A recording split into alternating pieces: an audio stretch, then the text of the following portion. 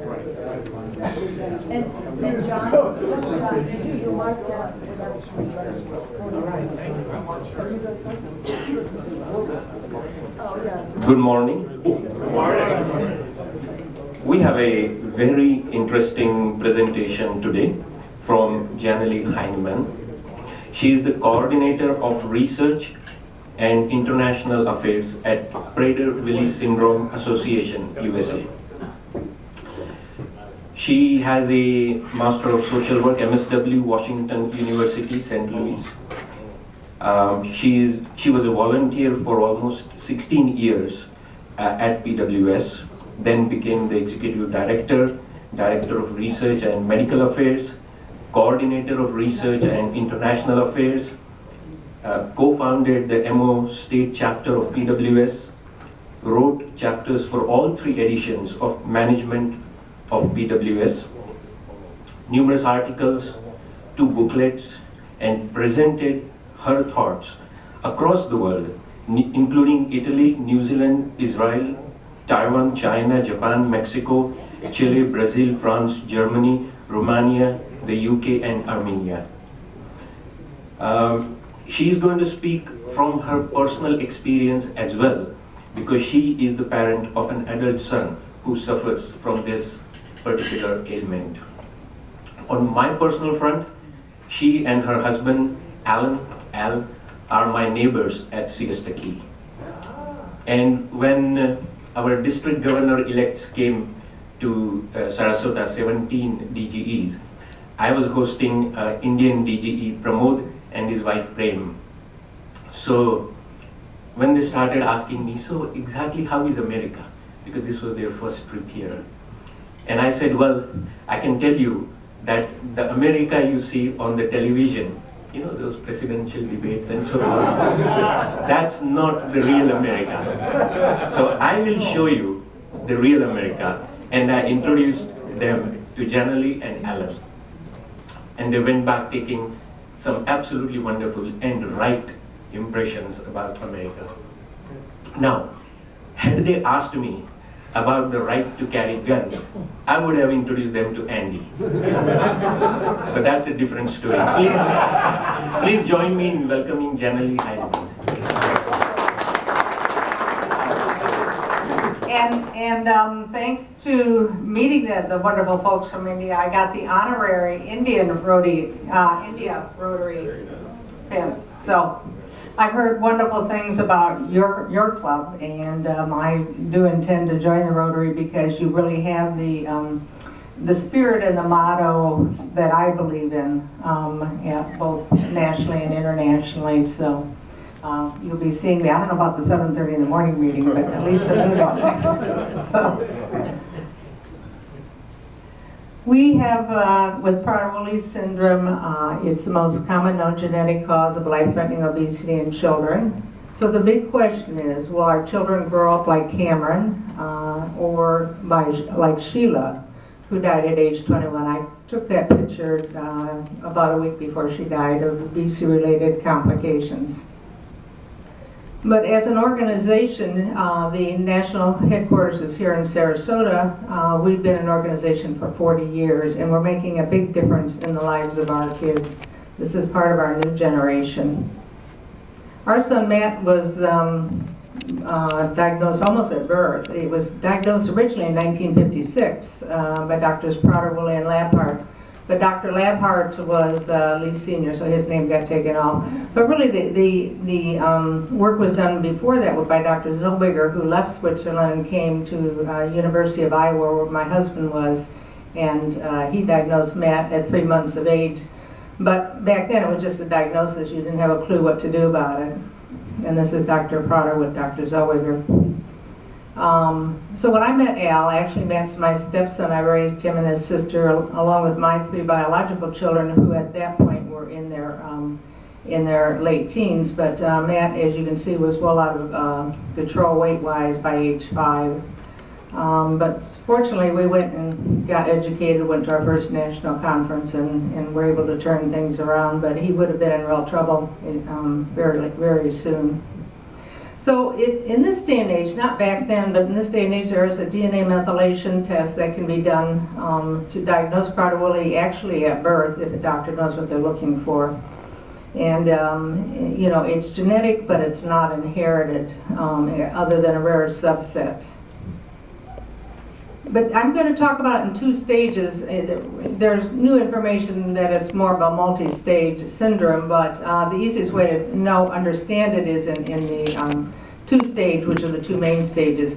Because the irony with Prader-Willi, at birth, they're born weak in muscle tone. They you know, are small babies. They're very floppy, have difficulty sucking, and have no interest in food. So in the first year of life, you're working to just try to get them to eat, and most of them have to be NG tube or G tube fed. And then around age 2 to 4 or up to 6, that it's like the switch goes from all the way off to all the way on, and the rest of their life they have an insatiable appetite. They have a constant sense of hunger no matter what they eat. I'm not going to go into all the details, we don't have time, but it's a deletion in a chromosome that causes problems with the hypothalamus, and that's where your hunger full message comes from. It's not what's in your stomach that makes you feel full, it's the message your brain's supposed to give. So, and they don't get that message of full. On top of it, they gain at almost double the rate, and they're weak in muscle tone, so it's hard to exercise. So everything fights against them being able to lose weight and not rapidly gain weight. There are other things too that are not necessarily weight related, but are effects of the hypothalamus. And you know, for 10 years I handled all of the medical emergencies around the nation, and you know, I was constantly dealing with emergency rooms because our kids typically were a lot sicker than they looked. You know, they had lack of fever, lack of pain, our high pain threshold at least, lack of loss of appetite, and lack of vomiting. So, you know, typically, you know, the ER would underestimate the problem, which could be very life-threatening to our kids. So we're constantly, and still are, constantly faxing to ERs or sending information. The entire GI system is impacted. We have growth hormone now at $20,000 to $30,000 a year for our kids. It has been approved by the FDA, but it doesn't help the internal muscles, and so they're at risk throughout the entire GI system.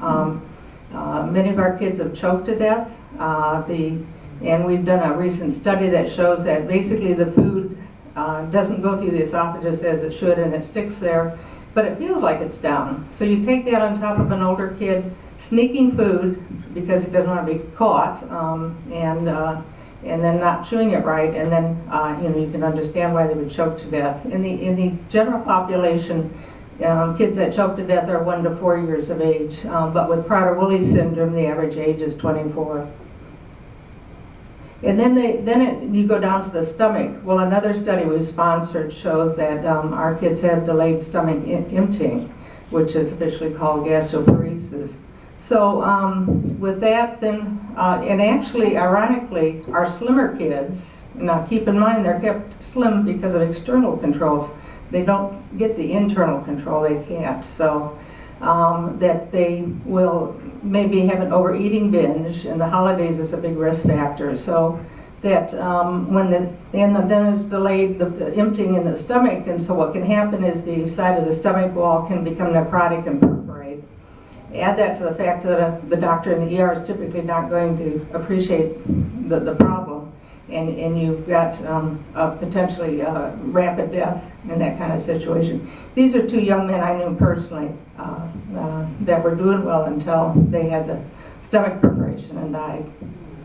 And then into the colon, the same thing. We've known for a long time our kids have severe constipation and impact, but that's the same, the lack of mobility that's going on in the colon, and so that's an issue we've struggled with. And this is an example of a young man who died from being in the hospital, but they kept shoving things in, trying to loosen the stool, and yet they weren't, you know, being proactive enough, and his colon perforated. So we've come up with I'm not going to obviously go through this, but we try to come up with things that the ER will really listen to. And this is a GI algorithm, but it's the type of thing an ER physician really might pay attention to.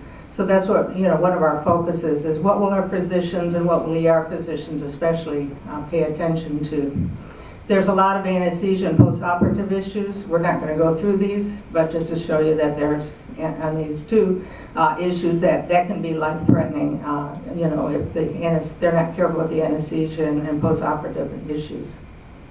And I wrote an article called Beyond the Diet because I really got tired of physicians sending a family to a dietitian, and then the dietitian putting them on a regular diet and then slapping the family's hand when the child gained weight or didn't lose. And the reality is there's so many things you got to look at besides a regular diet. First of all, our kids will gain weight on a typical diet of 1,500 calories. And the other is, we do have to lock up food, and so we have to, show who's going to show the family how to lock up food appropriately. What are you going to do about school? What are you going to do about Cub Scouts? What are you going to do about the food at church? There's food everywhere in society that you have to deal with. So, there's a lot of factors that have to be looked at if you're going to keep weight under control. Who supports the family if it's a single mother with 3 children? How's she going to do it all? Especially if she works. And as I'm often telling families, this is one syndrome where you can love your child to death. That we have to teach our parents tough love at a very young age or before it gets out of control.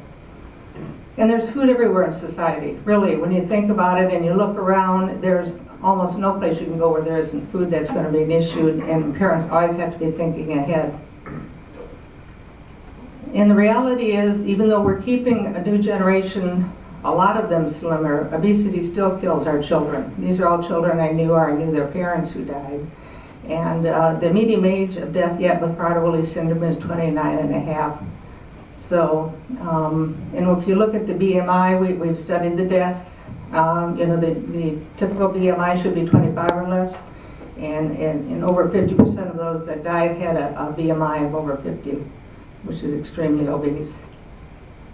Now we've done more on the study of death recently, and we've had 448 deaths we've studied now. Some of them, though, we can't get a clear picture of why they died, and that's that green area.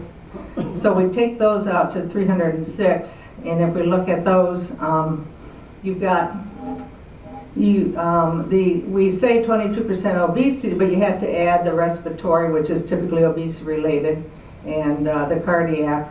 And then there's the hyperphagia, the uncontrollable drive to eat, really plays into it too. Those are typically the choking deaths, the GI perforation deaths, and even some of the accidents. An example, this year we had one young man get away from his supportive living home, slip out at night, buy a half-gallon ice cream, and sat in the road in the dark, ate to eat it, and was hit by a car. So. And the thing we're starting to understand more just this year is pulmonary embolism is a risk factor. 7% have died of that. We didn't really know that till Dr. Jim Locher, who's a Prader-Willy parent and a cardiologist, who's been looking at the deaths more intensely, realized it, and it's an issue we're doing more studies on right now to see why that particular issue is what it is.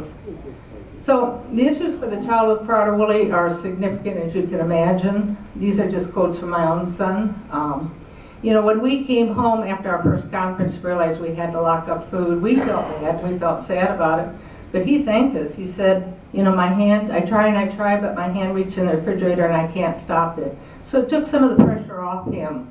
So we try to teach families that you're really doing your child a favor if you lock up food. And so, now this is kind of a fun picture. Matt is typically not allowed to make his own food, of course. You can see why. This is a bowl of cereal. Yeah, and he can have one bowl of cereal, but look at how high he can stack that bowl of cereal. So he looks happy.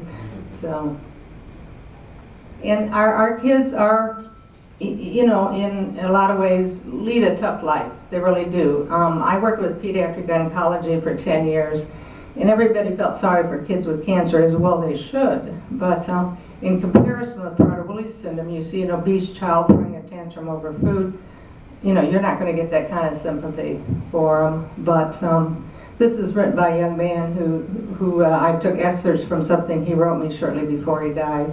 And his dad was a doctor and his mom was a nurse. He said, we have feelings, dreams, and personal thoughts. We have a heart, a soul, a mind, and a spirit, and we need you to understand us. And he also said in it, I could feel sharp teeth tearing at my stomach like piranhas, and still do. And as they get older, it doesn't get easier, it gets harder, because the higher functioning they are, more challenging it is, because they're smarter at getting food. In fact, they're pretty brilliant. If we had time, I'd tell you a lot of really, to us, funny stories about it. But and so there's many things that make life challenging for them, and sad, because they're sometimes mildly retarded, or low normal, but they know their differences. They know they don't fit in. Kids make fun of them, and they have a lot to deal with. And the older they get, of course, the more freedom, like any teenager wants, the less they can have. So it's that lack of freedom that's always a struggle for them. But with PWSA USA, we are saving and transforming lives in many ways in this day and age. One important one is our new parent mentoring program, and that one is where we, since children can be diagnosed in infancy, we will give them all the materials free, and also a parent to support them, etc. So we want to get them off to a good start and a good understanding of what they can do to help their child. So we've had 173 new parents in the last year, in 2015, be a part of this program. And we have multiple support programs, crisis support programs, medical support programs. We have especially school support. We have multiple articles and videos for schools, because that's a real challenging place for our kids, etc. In the 2015, we had over 2,000 families that have called for help in crisis situations. And we've got the most educational materials of anybody in the world we've created, and we allow any country to translate our materials into their language, because why should every country have to reinvent the wheel? You know, we just had the advantage of being further ahead. And of course, in this day and age, we've got a lot of online resources, and our latest thing is a mobile app, which will be great for the parents, because even though we've got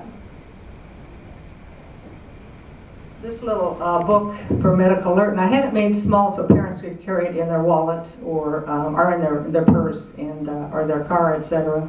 But on the other hand, you know, if a parent doesn't have it with them, or a grandparent or whoever's watching the child, they can now go to the mobile app and pull up all of our medical information.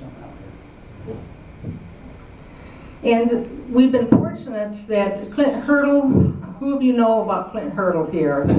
For the Pittsburgh Pirates, he's manager of the Pittsburgh Pirates. He has a daughter with the syndrome. His family, some of his family lives in Bradenton, Florida here. And he's been a wonderful spokesperson. In the past, the people that wanted to write about Prader-Willy were like the National Enquirer, and that, you know, it was always, you know, the kid getting in the garbage can, or that it was always real negative. But he's brought a real positive spirit to understanding the syndrome. And also Maya Bialik from the Big Bang Theory, she does have her PhD, and she did her work on Prader-Willy Syndrome, and she's been doing awareness for us too. And Clint Hurdle's having a hot stove dinner coming up that if anybody's interested in. And he'll be talking about, of course, what's going on in baseball mainly, but it's going to be a fundraiser for us. Anyhow, but and the pharmaceutical companies are becoming interested in this. We've sponsored research grants for a long time, but the pharmaceutical companies are now, of course, looking for the big magic pill for obesity or shot. And so they know that our kids are probably a key to maybe finding an answer to that, so there's been more interest there. Unfortunately, the drug that looked the most promising by that company called Zapjan, we were in phase 3 clinical trial, and kids were doing great. They were losing weight. They had less of a hunger drive, and yet towards the end of the phase 3 trial, there were 2 sudden deaths from pulmonary embolisms. So the FDA put a hold on it. So we're trying to figure out what can be done. Is there any way to give that drug safely, since it seemed to be the first thing ever to be effective? So, and putting my other hat on, I'm the international vice president, and we're making progress in educating people around the world. We work with 104 countries at this point, And these are some of the areas that the countries are in. And we do a lot of education there, of course, and as I said, we allow translation of all our materials too, and so we have the medical alert booklet in 17 languages at this point. And some of the unique things we do here, I think, is we assist developing countries into having the first, their first conference for Prader-Willy Syndrome, so we can get like Armenia and China and some of the countries that had nothing off to a good start. And that's exciting. I think you all know you do international work, how wonderful it is to make such a difference in a country that has virtually nothing. And I think another thing that we do that's unique in what we do is we give free diagnostic testing in countries where that's not an option. They don't have DNA methylation testing or they can't afford it. So that's something, and we do this all in $150,000 a year for the 104 countries we're serving. So, but you have to remember, both nationally and internationally, a good part of our work's done by volunteers. So IPSO is really, at this point, I think a beacon of light shining in the darkness across the sea for many countries and for many families that have been totally isolated with no diagnosis or diagnosis and nowhere to turn or knowing anybody else. And I think that's one of the most refreshing things we do is that. And also the collaboration between the two, PWSA, USA, and IPSO. Between us, we're paving the way for our new generation of kids who are on a whole looking better, doing better. You know, hopefully someday we'll have the magic pill, the magic shot that can also take away that tremendous appetite and hunger. So thank you. Any questions? I'm sure I've just ran through a lot here, so I didn't get to a lot. Mm-hmm. You said they were coming close with that medicine before the deaths. I mean, is there a way to continue that? Are other countries continuing that that aren't done by the FDA? Or? Well, actually, no, the other countries, they were ready to start in Europe too, but now those are on hold. We just had a meeting in Miami and had some of the people fly over from Europe too, and we met with the Zapgen and thrombolic experts in that. So, you know, the other countries aren't going to go ahead with it either until we know. And they're now not just doing it on Prader-Willy, but obesity and stage 2 diabetes. They just had a positive report on that, etc., and another rare disorder. But we have to figure out what's going on, why it's causing blood clots, basically. The drug, which is, I hope to God we can find something, because the drug, like I said, we've tried other things and nothing's been effective before this drug. So hopefully. What's the frequency in the population? Well, you'll hear different numbers, but we say 1 in 12 to 15,000. You'll hear everything from 1 in 10,000 to 1 in 20,000. But you have to remember, we don't have a national registry in our country. You know, if you had like Wilms tumor, there's a national registry. Everybody goes on and you know how many have Wilms tumor, but we don't have that. So it's whoever comes to us. You know, we know of about 8,000 families in the U.S.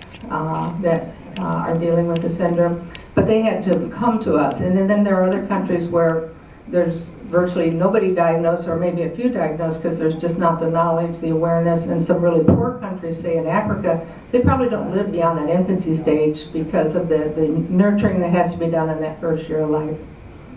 Right, do you feel that the pediatricians and nutritionists and ER folks, do you think they're becoming more aware of this syndrome? Well, I'd say endocrinologists are, geneticists are. We've done awareness booths at a lot of those big conferences.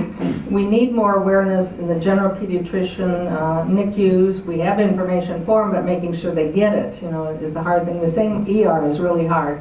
But we have, fortunately, again, a lot of volunteers. We have a Prader-Willy parent who's a 30-year ER physician, and he's helping us look at how to make inroads in the ERs at this point more, so that they'll really read it and listen to it and believe it. When was the first diagnosed case? Well, it was in 1956 when they did the original work. They had a cluster of, like most syndromes, it's a cluster of symptoms is how it first gets diagnosed. And Drs. Zellweger, Prader-Willy, and Labhart noticed there was a cluster of people that had similar symptoms, and that's where they came up with Prader-Willy syndrome. But we've been an organization for 40 years. We're the first organization. I'm just curious, that one gentleman that you quoted where it's like Piranha's killing, is that how they feel? Yeah, they feel hungry all the time. I mean, because no matter what's in their stomach, it's the message to the brain they don't get that they're full and that. So it's that constant sense of starvation. But as a parent, you have to realize that you can feed them 10 meals, they're going to feel as hungry as if they had none. So you're only making them more obese and you know, complicating their lives in many other ways. So, yeah, but some judges have even ruled that they have a right, an older person, a right to you know, freedom to eat what they want. Well, that, yeah, in any case they've done that, they've died from obesity not too long after obesity-related complications. So, yeah, they can't help it. I mean, you know, it's just like saying, oh, if you go ahead and commit suicide.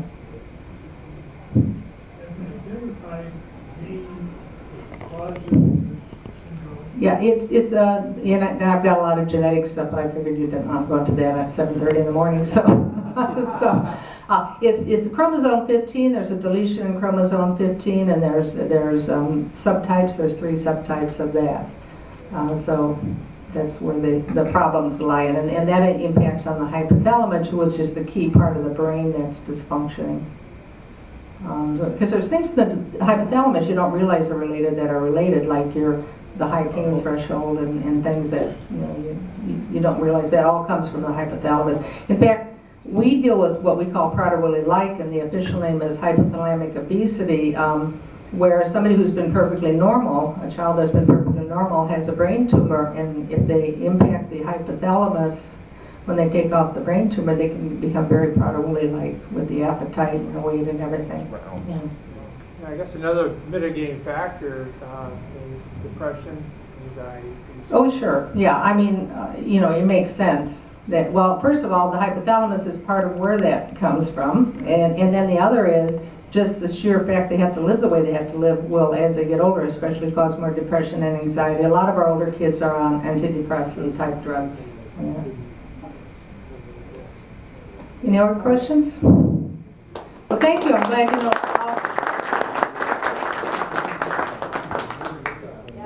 Here's some basic brochures just on questions and answers if you want, and we have some medical ones. I have some medical ones too if you're interested. I'll put them in the back. Excellent. Thanks for bringing to light like a little known, but what a devastating. One favor to ask of you, could you draw a number from our 50/50 raffle? There is $7 here. So this is like the most we've had in a while. Forever. No, everybody's got, you're keeping track of who wins, right? Yeah, right. This time, where's Doug? We have to take them one at a time, pass the deck around the room. That'd be a funny meeting. I'll bring it back. And the winning number is 741. You, Bill. Hey,